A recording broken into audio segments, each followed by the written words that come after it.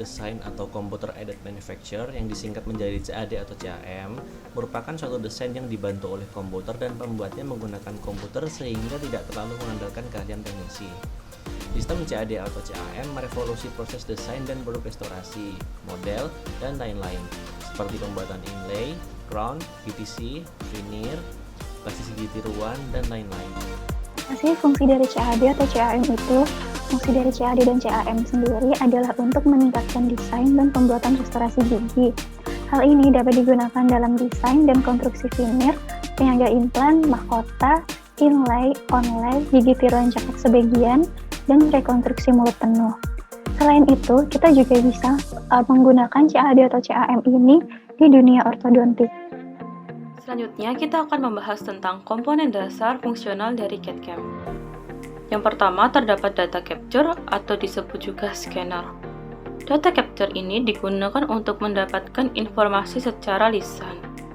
Untuk melakukan proses ini, terdapat sistem training yang berbeda-beda. Yang pertama, terdapat metode capture intraoral, yaitu dengan menggunakan sistem optik 3 dimensi untuk menangkap suatu komponen anatomi. Kemudian, metode yang lain terdapat anatomical dental duplicate capture, atau dapat disebut juga plaster cast. Biasanya, metode ini menggunakan metode laser scan. Kemudian, untuk komponen yang kedua yaitu terdapat design software, atau juga dapat disebut restoration design. Desain software ini dapat didefinisikan sebagai unit komputer yang menggunakan program perangkat lunak untuk memvisualisasi data yang akan dipindai dan juga untuk merancang restorasi gigi secara 3 dimensi. Kemudian, komponen dasar CAD/CAM yang terakhir terdapat restoration fabrication. CAD/CAM dapat menggunakan task generate komputer untuk membentuk setiap bagian-bagian dari restorasi yang akan digunakan.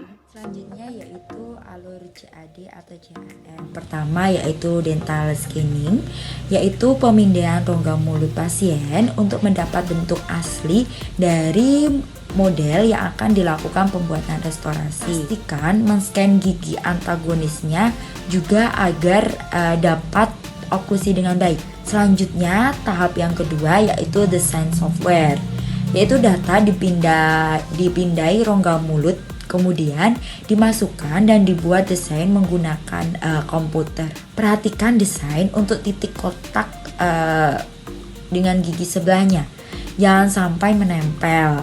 Dalam proses software ini bisa langsung ditentukan warna giginya. Selanjutnya tahap yang ketiga yaitu dental milling, yaitu memproses bahan baku dari bahan desain. Bentuk alatnya sebesar printer sehingga dapat diletakkan di office. Nah, CAD/CAM ini memiliki beberapa kelebihan yang tidak hanya berguna bagi dokter gigi tapi juga bagi pasien itu sendiri. Beberapa kelebihan yang dimiliki oleh CAD/CAM ini antara lain adalah waktu pencetakan yang cukup singkat. Karena CAD/CAM ini hanya membutuhkan waktu sekitar 40 detik sampai 2 menit untuk mencetak keadaan rongga mulut pasien, dan hasil yang didapatkan juga memiliki tingkat estetika yang cukup baik pula. Selain itu, kelebihan lain dari CAD/CAM ini sendiri adalah alat ini lebih mudah digunakan dan menghemat tenaga kerja yang dibutuhkan. Sedangkan bagi pasien, alat ini lebih nyaman digunakan karena meminimalisasi resiko gagging atau resiko muntah yang biasa dialami oleh pasien jika mencetak rongga mulut dengan metode yang biasa digunakan atau metode konvensional. Selain itu, hasil cetakan yang didapatkan dari CAD/CAM ini dapat lebih mudah disimpan karena bisa disimpan dalam bentuk file di dalam komputer, sehingga hasil cetakannya ini tidak membutuhkan banyak tempat dan juga tidak mudah rusak.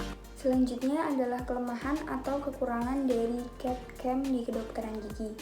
Untuk kekurangan yang pertama, yaitu dibutuhkan biaya yang tinggi atau biaya yang besar terkait dengan investasi alat dan juga pelatihannya. Kemudian, berpotensi mengalami kerugian apabila pesanan yang ada atau orderan yang ada terlalu sedikit. Kemudian, yang ketiga, membutuhkan keakuratan seperti percetakan biasa, dan yang terakhir membutuhkan waktu yang panjang atau multi-step.